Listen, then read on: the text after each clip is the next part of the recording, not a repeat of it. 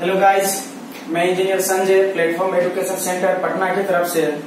कल आप लोगों का क्लास हम लिए थे इलेक्ट्रिशियन ट्रेड थ्योरी, जो प्लेटफॉर्म के द्वारा वॉल्यूम 2 बुक निकाला गया, उसका कुछ क्वेश्चन डिस्कस किए थे। तो उसी क्लास को हम आगे कंटिन्यू करते हैं। तो उसके आगे आज क्वेश्चंस आपका देखेंगे। तो क्वेश्चंस बनाने से पहले उसको जो क्वेश्चन है, जैसे गैल्वेनोमीटर, अमीटर, वोल्ट मीटर, तो उसका कुछ कॉन्सेप्ट देख लेते हैं। उसके बाद फिर हम ये क्वेश्चन देखते हैं। तो क्वेश्चंस के लिए आप बनाने के लिए 2-3 चीज आपको ध्यान रखना होगा। ये जो बेसिक हम बात करते हैं, गैल्वेनोमीटर,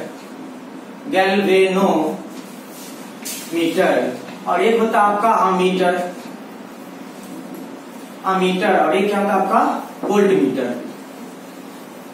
गैल्वेनोमीटर जी तो हम डिनोट कर रहे हैं जी से। उसके बाद आपका यदि अमीटर है तो ए, और वोल्ट मीटर है तो V। इसमें क्वेश्चंस आपको कैसे आते रहते हैं कि अमीटर, गैल्वेनोमीटर, वोल्ट मीटर, इसको कनेक्शन कैसे करते हैं। सीरीज कॉम्बिनेशन देखी भी थी पिछले क्लास में, आपको सीरीज कॉम्बिनेशन, पैरेलल कॉम्बिनेशन का क्वेश्चन कुछ। तो सीरीज में जोड़ते हैं किसको, पैरेलल में जोड़ते हैं किसको, कौन क्या मापता है, किसका इंटरनल रेजिस्टेंस, आंतरिक प्रतिरोध क्या होता नहीं होता, आदर्श होगा तो क्या होगा। इसके साथ हम वोल्टेज सोर्स का भी कॉन्सेप्ट क्लियर कर लेते हैं और करंट सोर्स का भी। तो फर्स्ट अंतर है कि ये भी करंट को मापता है, ये भी आपको क्या करेगा, करंट को मापता है, और ये भी करंट को मापता है।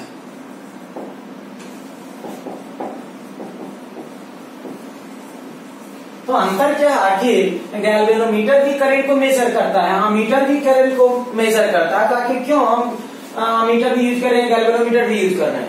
तो अंतर इसमें लिटिल बिट यह है कि जब आप गैल्वेनोमीटर का कहीं यूज कर रहे हैं तो वो करंट को डिटेक्ट करता है, और बहुत स्मॉल करंट, गैल्वेनोमीटर क्या होता है, बहुत small current 10 to the power में -6 एम्पियर तक के करंट को भी क्या कर सकता है, मेजर कर सकता है, डिटेक्ट कर सकता है। अमीटर आपका क्या होगा, इससे हायर रेंज के लिए, यानी मीडियम करंट को मापने के लिए, जैसे एम्पियर में हो 10, 20, 50 तो 100, तो इस सब करंट को मापने के लिए हम क्या करते हैं, अमीटर का प्रयोग करते हैं। लेकिन जब बहुत वेरी हाई करंट को मापना हो तब फिर वो हम सीटीपीटी का प्रयोग करते हैं। करंट मापने के लिए बात करेंगे तो करंट ट्रांसफार्मर, और पोटेंशियल यदि मापना रहेगा आपको तो वहां पोटेंशियल ट्रांसफार्मर। तो चलिए हम देखते हैं। ये देखिए, आप ये भी करंट को मापेगा, ये भी करंट को मापेगा, और ये आप किसको मापेगा, या वोल्टेज को मापेगा, या वोल्टेज को मापेगा। ये किसको मापेगा, वोल्टेज को मापेगा। तो यहाँ से क्वेश्चन आपको क्या क्या आते रहते हैं कि गैल्वेनोमीटर को जो है परिपथ में, सर्किट में कैसे लगाया जाता है, श्रेणी में या समानांतर में, और अमीटर को जो है परिपथ में कैसे लगाया जाता है। तो इसके लिए एक सिंपल फंडा आपको ध्यान में रखना है। यदि हमें करंट मेजर करना है, चाहे वो कोई भी इंस्ट्रूमेंट हो, जो भी हम पढ़ेंगे मशीन में, करंट मेजर करना है, उसके लिए हम सारे इंस्ट्रूमेंट को क्या करेंगे, परिपथ में श्रेणी क्रम में जोड़ेंगे। तो ध्यान रखेंगे, करंट मापने वाला उपकरण को, करंट मापने वाला उपकरण को परिपथ सर्किट में श्रेणी क्रम, सीरीज में जोड़ते हैं, सीरीज में जोड़ते हैं। करंट मापने वाला उपकरण को परिपथ में हम कैसे लगाते हैं, सीरीज में लगाते हैं। तो अमीटर और गैल्वेनोमीटर को हम परिपथ में कैसे लगाएंगे, सीरीज में। उसके बाद फिर अमीटर को भी हम परिपथ में, यानी सर्किट में कैसे लगाएंगे, सीरीज में। तो अब सिंपल सी बात है, आपको क्वेश्चन आएगा कि करंट ट्रांसफार्मर को कैसे लगाना चाहिए। तो करंट ट्रांसफर ध्यान रखना, सीटी फुल फॉर्म, करंट ट्रांसफार्मर उसका शॉर्ट फॉर्म में क्या होता है, सीटी मतलब आपका करंट ट्रांसफार्मर, करंट ट्रांसफार्मर। तो सी मतलब करंट, तो फिर यह सीटी आपको मापेगा किसको, करंट को मापेगा। करंट मापने वाला यंत्र सारा किसमें जोड़ते हैं, श्रेणी में। तो ध्यान रखेंगे, इस करंट ट्रांसफार्मर जो होता है, यानी पावर सब स्टेशन में, वो किसमें लगा रहता है, आपका सीरीज में लगा रहता है। तो करंट ट्रांसफार्मर भी करंट, हाई करंट को मापेगा, उसको भी किसमें लगाएंगे, सीरीज में लगाएंगे। उसके बाद यदि आपको पूछे कि वोल्टेज मापने वाला यंत्र, तो पूछते कि वोल्टेज मापने वाला जो भी डिवाइस होंगे, अब यदि वोल्टेज मापने का बात आ जाए, वोल्टेज मापने वाला उपकरण को परिपथ में हम किसमें लगाते हैं? अब समानांतर में।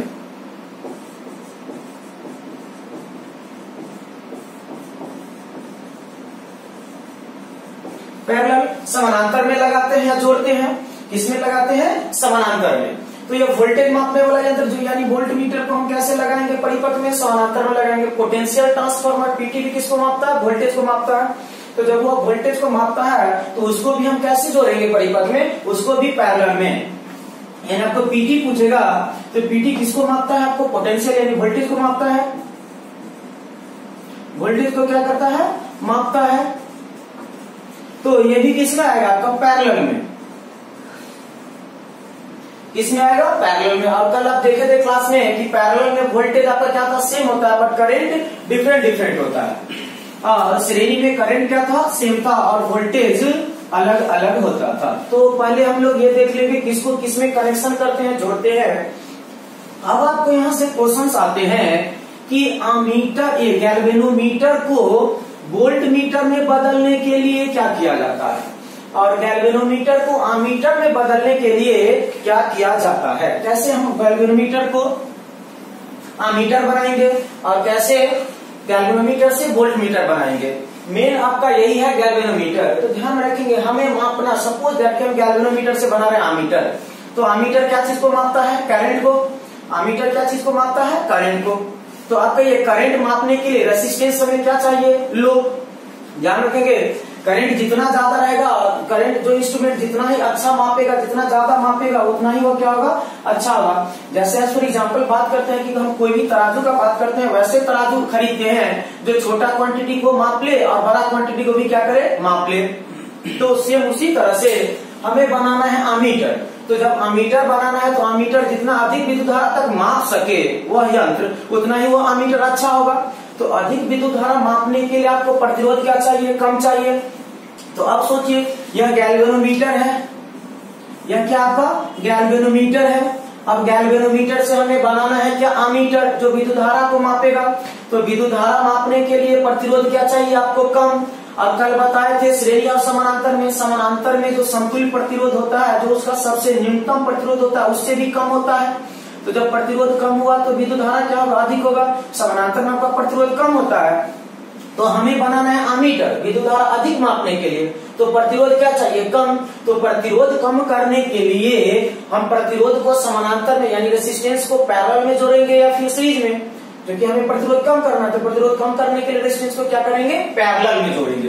तो गैल्वेनोमीटर के यदि पैरेलल में हम जोड़ देते हैं, समानांतर में जोड़ देते हैं एक प्रतिरोध, तो अब क्या हो गया? इसका भी कुछ ना कुछ प्रतिरोध होगा, आरजी, गैल्वेनोमीटर का रेसिस्टेंस, और इसका जो पैरेलल में जोड़ा जाता है रेसिस्टेंस, उसको कहते हैं शंट, आरएसएच, शंट प्रतिरोध। शंट प्रतिरोध क्या कहते हैं? शंट प्रतिरोध। शंट प्रतिरोध कहते हैं। तो क्यों ऐसा शंट किया है? क्योंकि हमें अमीटर, विद्युत धारा को मापना है। गैल्वेनोमीटर बहुत कम विद्युत धारा को मापता है और अमीटर से अधिक विद्युत धारा को मापता है। तो अमीटर जब अधिक विद्युत धारा को मापेगा तो उसके लिए हमें प्रतिरोध क्या चाहिए? कम। तो प्रतिरोध कम करने हम लोग जानते हैं कि प्रतिरोध सबसे कम होता है समानांतर में, सीरीज में तो प्रतिरोध और बढ़ जाता है। तो प्रतिरोध को क्या लगा दिया हम? समानांतर में। और समानांतर में यह भी जानते हैं जो सबसे प्रतिरोध कम होता है उसका समतुल्य उससे भी क्या होता है? कम होता है। तो हम प्रतिरोध लगा दिए समानांतर में। तो फिर यहाँ से आपका क्वेश्चन क्या आएगा कि यह जो शंट प्रतिरोध होता है उस प्रतिरोध का मान कम होना चाहिए, अधिक होना चाहिए। यदि प्रतिरोध अधिक होगा तब तो आपका फिर क्या होगा? करंट कम हो जाएगा। तो यह प्रतिरोध जितना कम होगा उतना ही करंट क्या होगा? अधिक होगा। तो शंट प्रतिरोध आरएसएस का जो मान होता है, आरएसएस का मान जो होता है, शंट प्रतिरोध का मान क्या होता है? आपका कम होता है, कम होता है, लो रेसिस्टेंस होता है, लो रेसिस्टेंस होता है शंट प्रतिरोध का मान। गैल्वेनोमीटर को अमीटर में बदलने के लिए हम लोग प्रतिरोध को किस में जोड़ते हैं? शंट में। जब इसको ऐसे जोड़ दिए तो यह आपका क्या बन जाता है? अमीटर। ये आपको बन जाता है क्या? अमीटर। तो एक चीज देखिए, गैल्वेनोमीटर को आमीटर में बदलने के लिए बहुत कम प्रतिरोध वाले को गैल्वेनोमीटर के साथ समानांतर में जोड़ा जाता है, वही आपको क्या हो जाता है, आमीटर। तो यहाँ से क्वेश्चन आपका एक क्लियर हो गया, सन प्रतिरोध का मान निम्न होता है। गैल्वेनोमीटर के साथ यदि समानांतर में प्रतिरोध जोड़ देते हैं तो क्या बन जाता है, आमीटर। कैसा प्रतिरोध जोड़ते हैं, न्यूनतम प्रतिरोध जोड़ते हैं। एक क्वेश्चन आते हैं कि संट प्रतिरोध किसका बना होता है। एक क्वेश्चन आता है आपका, संट प्रतिरोध किसका बना होता है, तो ध्यान रखेंगे संट प्रतिरोध मैंगनीज का बना होता है। संट प्रतिरोध मैंगनीज नहीं, मैंगनीज का बना होता है। और मैंगनीज का जो होता है टेम्परेचर कोएफिशिएंट 0 होता है, यानी मैंगनीज पर ताप का कोई प्रभाव नहीं पड़ता है। ताप बढ़ा दे या घटा दे, उसके प्रतिरोध के मान पर कोई प्रभाव नहीं पड़ता है। मैंगनीज क्या, और उसके बाद फिर नेक्स्ट आता है, मैंगनीज एक आपका मटेरियल है जो रेसिस्टर बनाने के लिए प्रयोग करते हैं। ऐसा इसलिए क्योंकि मैंगनीज पर टेम्परेचर का कोई प्रभाव नहीं पड़ता है, इसीलिए हम यहाँ पर मैंगनीज का रेसिस्टर प्रयोग करते हैं। क्योंकि जब ये गर्म होगा तो इसका टेम्परेचर बढ़ेगा तो इसका रेजिस्टेंस बढ़ जाएगा, या रेजिस्टेंस घट जाएगा तो इंस्ट्रूमेंट सही से काम न करेगा। इसीलिए हम ऐसा मटेरियल का प्रयोग करते हैं जिस पर ताप का प्रभाव न पड़े। दूसरा का क्वेश्चन आता है कि आमीटर का रेंज बढ़ाने के लिए, आमीटर का रेंज बढ़ाने के लिए, यानी यह आमीटर जो है पहले 100 एम्पियर माप रहा था, अब इससे हमें 200 एम्पियर मापना है। तो 200 एम्पियर मापना है, विद्युत धारा अधिक हो गया, विद्युत धारा अधिक होता है तो प्रतिरोध क्या होना चाहिए, कम होना चाहिए। तो आमीटर का रेंज बढ़ाने के लिए संट प्रतिरोध का मान क्या होना चाहिए, कम होना चाहिए। जितना कम होगा उतना विद्युत धारा अधिक होगा, क्योंकि यह आमीटर 100 एम्पियर मापता है। अब इस आमीटर से हमें 200 एम्पियर मापना है, तो 200 एम्पियर मापने के लिए करंट अधिक होगा तो प्रतिरोध क्या होना चाहिए, कम होना चाहिए। यही कारण है कि आमीटर का रेंज बढ़ाने के लिए संट प्रतिरोध के मान को क्या करते हैं, घटाते हैं, या फिर कम मान वाले प्रतिरोध को क्या करते हैं, संट में जोड़ते हैं। तो अब कहिए, फिर इसका नेक्स्ट आपका क्वेश्चन आता है कि आदर्श आमीटर के लिए, आदर्श आमीटर के लिए संट प्रतिरोध का मान क्या होना चाहिए, कम होना चाहिए। तो आदर्श आमीटर हो गया कि उसमें कोई हानि ना हो, उसमें जितना विद्युत धारा दिए सारा का सारा क्या करे, माप ले। आदर्श मतलब क्या, उसमें कोई हानि नहीं हो। वैसे संसार में तो आइडियल कोई है नहीं, लेकिन थ्योरेटिकली आपको समझना है। कहता कि आदर्श आमीटर के लिए संट प्रतिरोध का मान क्या होना चाहिए। तो ऐसा इस आमीटर का आदर्श मतलब ये होगा कि जितना विद्युत धारा दे रहे सारा का सारा क्या करे, वहां पर 1% लॉस न हो, यानी 1% विरोध ना करे। तो विरोध करता है कौन, प्रतिरोध। विरोध करता है कौन, प्रतिरोध। तो जब प्रतिरोध न रहेगा तो विरोध न करेगा, विरोध न करेगा तो आइडियल हो जाएगा।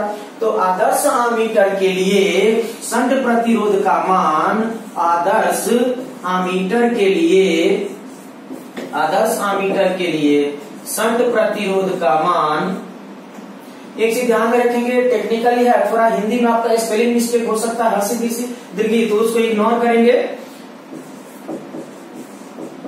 प्रतिरोध का मान, प्रतिरोध का मान क्या होना चाहिए, शून्य होना चाहिए। शून्य होगा तो कुछ विरोध न करेगा, सारा क्या कर जाएगा, पास कर जाएगा।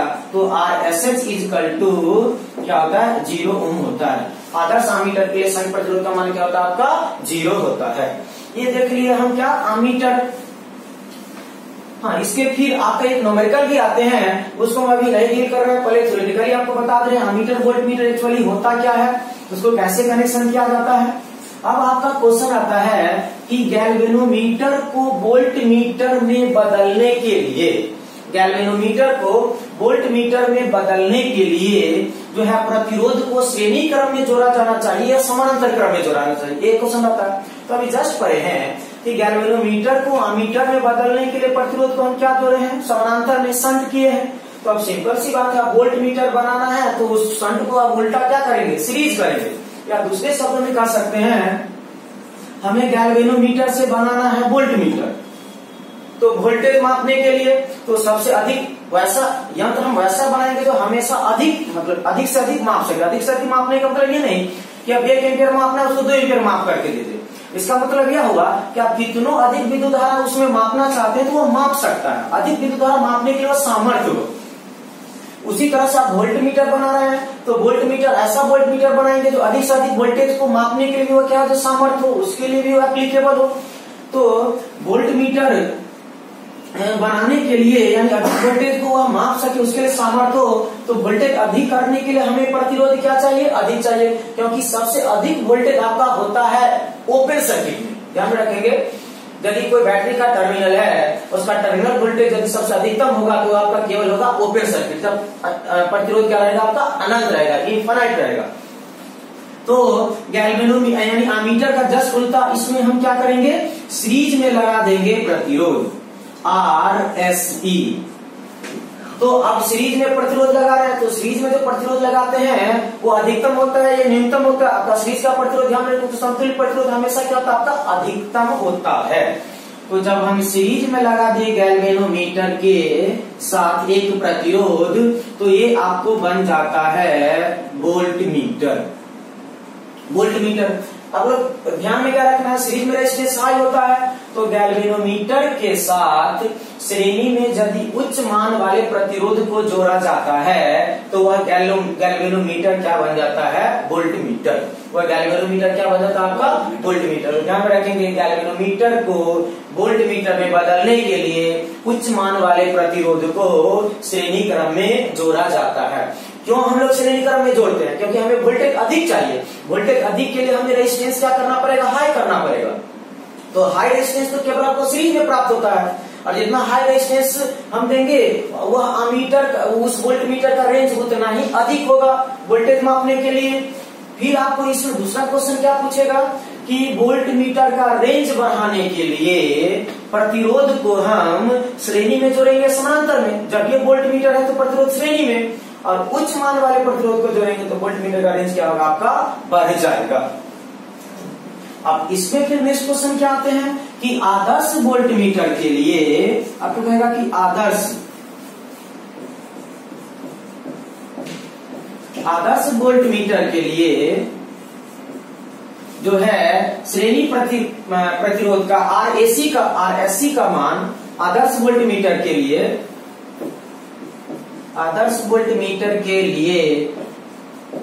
RSE मतलब सीरीज रेजिस्टेंस क्या होता है आपका इनफाइनाइट ओम होता है, अनंत होता है।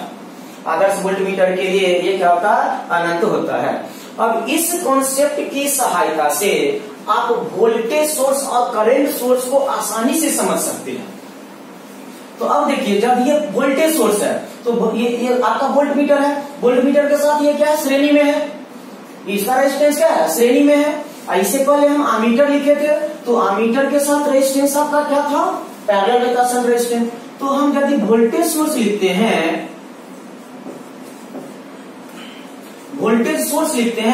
तो यदि हम वोल्टेज सोर्स लिखे हैं, पता होना चाहिए बैटरी में ये प्लस होता है या माइनस होता है। तो वोल्टेज सोर्स के साथ सीरीज में ही रेजिस्टेंस रहेगा, तभी आपका ये वोल्टेज सोर्स कहलाएगा। तभी इस वोल्टेज सोर्स को हम करंट सोर्स में कन्वर्ट कर सकते हैं। तो ये आपका क्या कहलाया, वोल्टेज सोर्स। ये आपका क्या कहलाया, वोल्टेज सोर्स। तो क्या कहलाया, वोल्टेज सोर्स, क्योंकि वोल्टमीटर के साथ क्या था, श्रेणी में क्या था आपका रेजिस्टेंस था। तो वोल्टेज सोर्स के साथ आपका क्या रहेगा, सीरीज में इंटरनल रेजिस्टेंस का आंतरिक प्रतिरोध रहेगा। फिर यदि आपको पूछेगा करंट सोर्स, तो करंट सोर्स के लिए पहले हम करंट ड्रॉ कर देंगे।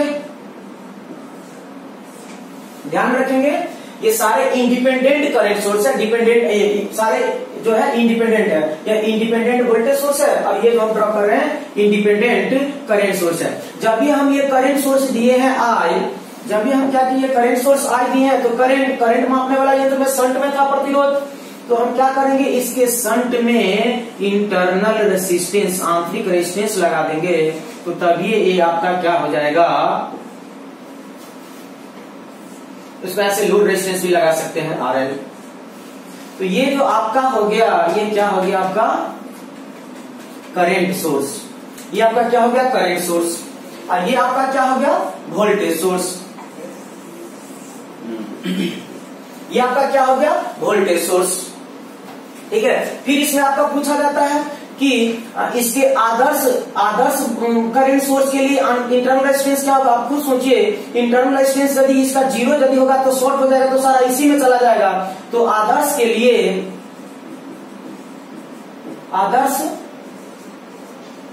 करंट सोर्स के लिए R इक्वल टू इनफाइनाइट होता है, ओपन होता है, और आदर्श वोल्टेज सोर्स इसको उल्टा, आदर्श वोल्टेज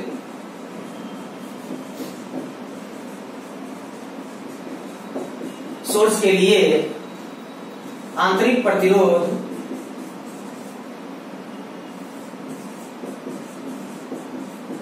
आंतरिक प्रतिरोध R बराबर आपका क्या होता है, 0 ओम होता है। कुछ नहीं, जो परे है ना आपको वोल्ट मीटर आमीटर में जस्ट उसका उल्टा।